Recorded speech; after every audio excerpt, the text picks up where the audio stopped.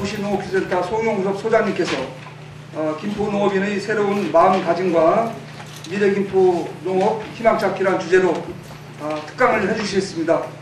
큰 박수로 맞이해 주시기 바랍니다. 한 15분 정도만 여러분 앞에서 제가 당부드린 말씀을 요약해서 드리도록 하겠습니다. 제가 그냥 거칠게 그런 인사 말씀 드리는 것은 저는 의미가 없다 이렇게 생각합니다. 그보다는 여러분의 한 가지라도 제가 가지고 있는 평소 생각을 전해드리는 게 중요하지 않을까 하는 생각입니다. 오늘 아침에 제가 여기 통지 나와서 트위터에 아시죠? 트위터를 열어보니까 하나의 메시지 하나 있어요. 이게 뭐냐면 성공한 사람은 항상 책을 읽으면서 배우고 있더라는 거예요. 그게 메시지입니다. 성공한 사람은 배우고 책을 읽고 이런 걸 통해서 한다는 그런 메시지가 나왔는데 저도 제가 이제 이번 새 농업 실용교육을 지난 이제 월요일부터 시작하면서 2월 20일까지 이제 계속하게 됩니다. 2월 20일까지. 그러면서 제가 여러분들이 드리고 싶은 메시지는 이거 바로 이겁니다. 배우며 실천하는 농업이 이런 분이 되어 주십사는 건 제가 부탁의 말씀을 하겠습니다. 여기 혹시 저 사회시 활동 하시는 분들 처음 들어가세요. 사회시 활동 하시는 분. 옛날에 그 사회시 활동하는 게 세력이 여기 계시네요. 그때 아마 많이 들으셨던 게 뭐냐면 사회시의 모토 중에서 실천으로 배우자 이런 게 아마 있었을 거예요. 그걸 거꾸로 하면 이겁니다. 이거는 배워서 실천하다를 제가 한번 바꿔봤어요. 모르면 실천이 안 되니까 그죠? 배워서 실천하다. 배우며 실천하다. 지금은 농업에 있어서도 성공하는 분들의 그 이면에는 항상 학습하는 노력이 있습니다. 어떤 교육이든지 찾아다니면서 자기의 부족한 것을 채워주고 또 새로운 지식과 정보를 터득하는 그런 적극적인 노력 이런 것이 있다는 것이죠. 이 앞에 있는 게 좀 너무 밝지 않을까 이게? 전등이요? 오히려 앞에 꺾어주고 그래요? 제가 4가지 정도만 제가 압축해서 말씀드리겠습니다. 이런 내용으로 제가 말씀드리겠습니다. 첫 번째는 업으로 승부하자 말씀드립니다. 우리는 보통 이렇게 이야기하죠. 농사나 짓지. 이거는 어떻게 보면 굉장히 농업하는 사람들을 무시하는 그런 도시 사람들 보면 촌에 가서 농사 짓지. 또 아무나 하는 일처럼 이렇게 있고 또 우리 스스로도 농사죠. 이렇게 그냥 쉽게 이야기하는 분들이 많은데 저는 그거를 말이죠. 이렇게 일한다는 것으로 중심에서다 일을 하고 그냥 이렇게 힘써서 짓는다 이런 개념이 아니고 이제 우리 농업하시는 분들이 저는 이런 생각을 할 수 있었어요. 농사가 아니고 나는 농업이다. 경영자다. 이러한 마인드가 됩니다. 이 농업은 말이죠. 업자의 개념에는 업이라는 개념은 말이죠. 직업이라는 개념이 들어있습니다. 하늘이 내려준 어쩌면 천직으로서의 그런 업. 여기에는 경영이신 분. 우리는 농업이라고 잘 이야기하면서 뭐라고 그래요? 농사라고 얘기하면서 사람들은 뭐 상업, 공업 다 그러잖아요. 업의 개념만 얘기해요. 근데 여기에는 업이라는 개념에는 경영이라는 게 들어가 있습니다. 그냥 무작정 짓는 농사가 아니고 거기에는 수지타산을 비롯해서 여러 가지 경영의 개념을 가지고 회사의 개념을 가지고 제가 관내의 기업의 수를 한번 여쭤봤더니 맞는지 모르지만 5,000개의 기업이 있다고 하더라고요. 전 이런 얘기를 했어요. 우리 농가가 얼마나 될 것 같아요? 우리 김포시에. 몇 농가 될 것 같아요? 여러분들. 혹시 얼마나 될 것 같아요? 우리 농가 수가. 우리가 6,100 농가 정도. 저는 그러면 기업체 수가 5,000개 있다고 하지만 저는 우리 관내에 6,100개의 농업 기업체가 있다. 이렇게 말씀드리겠습니다. 여러분들 다 농가마다 모양으로는 기업의 경영체다. 여러분들이 그런 개념을 가지고 농사를 재배하는 거죠. 이 업의 개념에는 또 뭐가 들어가 있냐면 과학이라는 거죠. 농사는 아무 짓는 게 아니에요. 아무나 짓는 게 아니에요.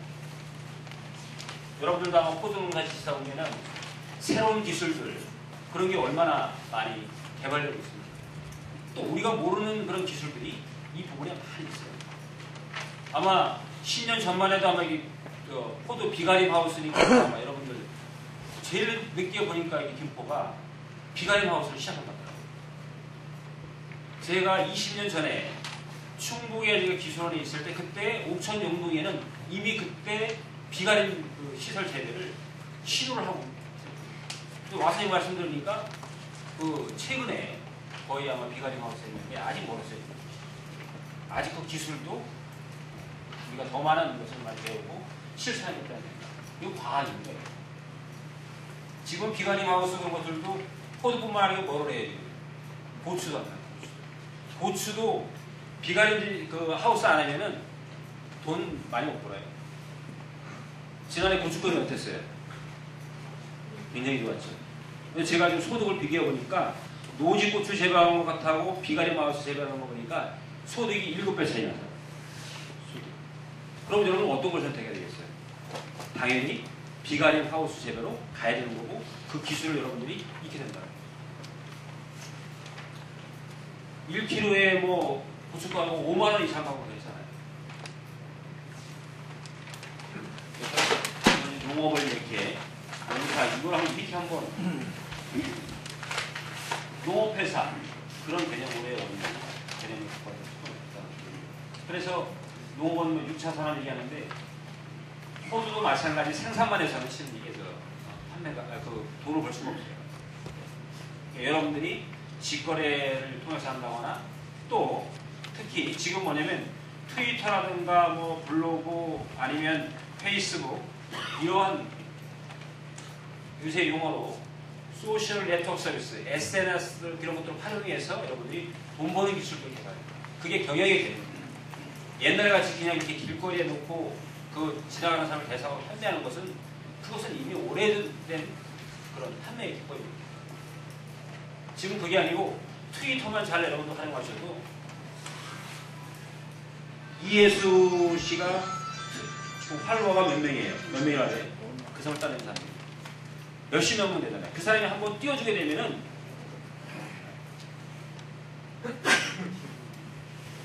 지금 그렇게 해서 저 성주에 무슨 참외라든가 그런 거 판매도 돈 벌는 게 엄청나게 많아요.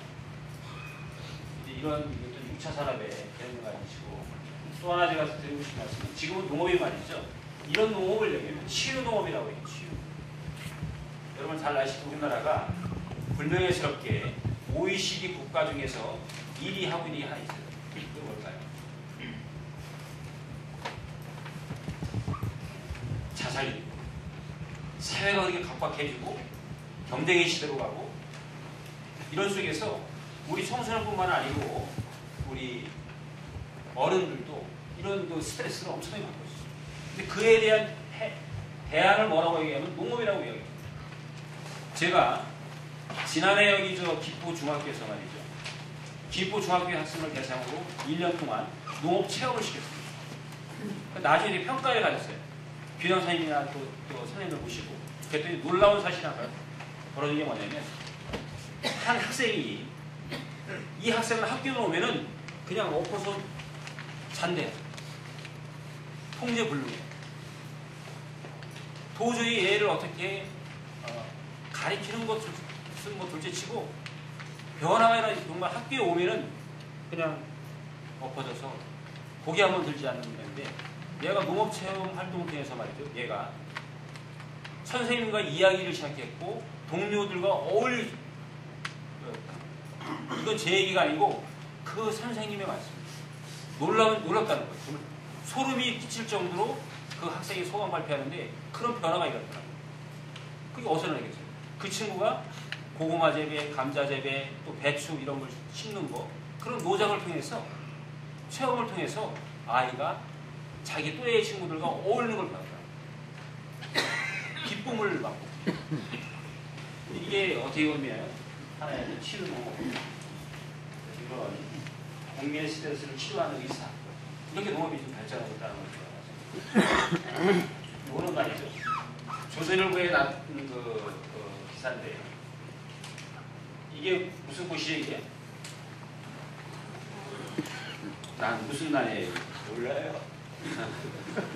이거 신비디움이에요, 신비디움.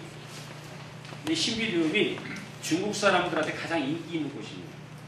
그래서 추석이나 설 명절에 제일 선물로 많이 쓰는 곳이 중국 사람들 중에 신비디움이라는 곳입니다. 왜냐하면 개화 기간이 길어요. 2달 내지 3달 간답니다. 한번 꽃이 피고. 근데 요거를 중국의 운남성이라는 곳에서 집중적으로 재배하고 있는데 150농가가 재배한답니다. 그게 다 전역으로 퍼져나가는 거예요. 그 중에 10농가가 우리 한국 사람입니다.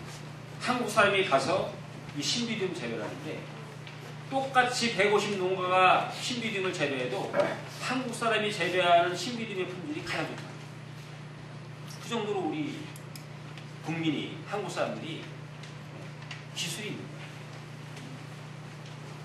평균 2만 평 정도 돼요. 이게 하나의 소개했던 내용이고, 또 하나는 뭐냐면 나주 배잖아요. 나주. 북경으로부터 30km 떨어진 한자로는 통주, 통할동자의 보울주자입니다. 통주라는 곳에 가게 되면 이 나주 배를 재배하는 한국인이 있습니다. 이 사람이 맨 처음부터 배농사를 짓기 위해서 중국에 간 게 아니고 자동차 정비 공장을 하나 중국에 갔다가 그 업을 때려치고 그 주위에, 북경 주위에 척박한 땅, 사질토의 척박한 땅 10만 평을 임차한 겁니다. 임차해서 뭐를 심었냐면 그 사람의 고향이 전남 나주에 가서 이 나주 배에 묘목을 사다 심은 겁니다. 10만 평. 8개들이 한 상자에 5만 5천 원이가 판매하는 거 지금 저기 제가 나눠본 사진이 있을 겁니다. 없어서 못 판다. 중국 배는 주로 뭐예요? 무슨 배예요? 돌배. 우리 아시죠? 돌배. 따뜻한 거 아시죠? 근데 나주 배 얼마나 좋아요? 아주 부드럽고 단맛도 강하고 또 즙도 많고. 중국 사람들이, 제가 이 말씀 드리는 거예요. 중국에 잘 사는 사람 5%만 따지면 몇 만인지 아세요? 네? 5%만. 상위 5% 잘 사는 사람만 따지면 자그마치 6,500만 명이에요. 중국. 우리나라 인구보다 많아요. 그 사람들이 어떤 제품을 샀냐면 안전하고 품질 좋은 제품들을 사는 겁니다. 그래서 그 사람들이 한국 와서 쇼핑 오면 어떻게 돼요? 백화점을 메뚜기 지나간 것처럼 싹쓸이 나요. 이 사람들이 일본하고 한국의 그런 농산물을 찾고 있는 거예요. 근데 최근에 일본이 어떻게 됐어요? 방사능 오염 때문에 더 이상 중국 사람들이 일본의 농산물에 대해서 어떻게 돼요? 신뢰하지 않습니다. 이거는 굉장히 오랜 그런 지속될 가능성이 높아요. 하나씩 해결되는 게 아니고 지금 제가 듣는 거로는 일본에 벌써 방사능 오염으로 인한 피해가 벌어지고 있다. 그거를 지금 공표하지 않았을 따름이죠. 그럼 어떻게 돼요? 우리는 그만큼 기회가 코앞에 아닙니다. 여러분들이 포도농사를 짓더라도 여러분들이 그런 넓은 해안을 가지고 이런 거죠. 지난해 우리 이탕훈 회장님이 우리 회원들과 같이 중국을 갔다 오셨는데 저한테 말씀 주신 기억이 나요. 경쟁력이 있더라고요, 포도가. 여러분들이 중국에 이제 FTA 우리가 이제 시작한다고 하는데 그거 저는 오히려 그게 기회가 될 수 있어요. 그 5%만 한국 농산물 찾으면은 우리 국내에 소비도 못하고 당합도 못 알아요. 여러분들이 그런 이런 중국에 있는 그런 한국 농업의 선구자들 이런 걸 통해서 우리가 정말 농사를 짓더라도 과학적이고 또 경영하는 그런 마인드가 되겠다. 두 번째 주신 말씀은 아까 첫 번째 말씀드린 이런 얘기가 있어요. 지금 잠자면 꿈을 꾸지만 지금 공부하면 꿈을 이룬다. 대단히 의미 있는 얘기라고 그랬죠. 지금 공부하면 말이죠. 꿈을 이룬다. 항상 성공한 사람의 뒤안길에는 학습하는 자세가 있습니다. 책을 가까이 하고 그런 배우기 위해서 끊임없이 노력하는 그런 분들이 우리에 성공한다.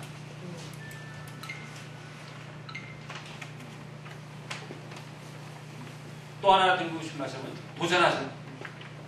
이 그래프는 재밌는 그래프인데 여러분들이 보시기에 좀 쉽게 이해가 안 될지 모르겠습니다만 이 성공, 시간과 성공하는 걸 이렇게 한번 본 거예요. 얼마큼 시간이 지나야 성공하는 거예요. 그런데 성공하기 위해서는 말이죠. 많은 시간이 필요합니다. 이 시간을 버티지 못하면은 다 중간에서 그치고 좌절하고 실패하고 그만입니다. 그런데 어느 정도 시점만 지나면 말이죠. 성공의 속도가 굉장히 빨라집니다. 이건 어디서나 적용되는 원칙입니다. 여러분이 어떤 새로운 작물을 시도한다. 내가 한번 비간의 고추장을 한번 해봐야 되겠지. 라고 한다면 여러분들이 그것을 끊임없이 노력한다면 여러분들이 그 성공이 오겠습니다. 근데 한번 해보고 이거 안 되니까 그만 접어도 이렇게 해서는 그런 새로운 여러분들이 그런 그 성공의 길로 들어설 수 없다는 것을 잘 나타내는 거죠. 그 인생의 하나의 법칙과 같은 중요한 의원이가 시간이 없어서 마지막으로 해드리고 싶은 자부심과 긍지를 가진 농업인으로서 이 말씀을 드렸고 지난해 말이죠. 귀농한 사람들이 전국에 6,500가구 합니다. 2010년도에 비해서 60%가 증가한 이 사람들이 왜 농촌을 사실까요? 아까 첫 번째 말씀드렸던 치유농업을 위해서 갖는 분들은 분명히 있어요.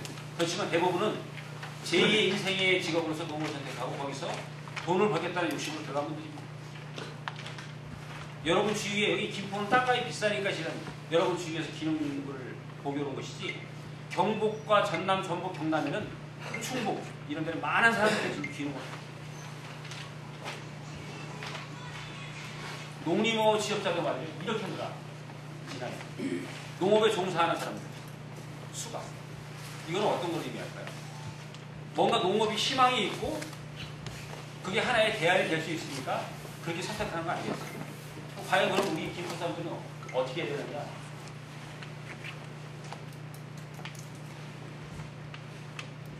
여러분이 소유하고 계신 그런 농토 이것을 정말 소중히 생각하시고 그 노력을 통해서 경험을 통해서 과학적인 기술과 이런 것들을 통해서 여러분들이 거기에서 읽어내셔야 됩니다.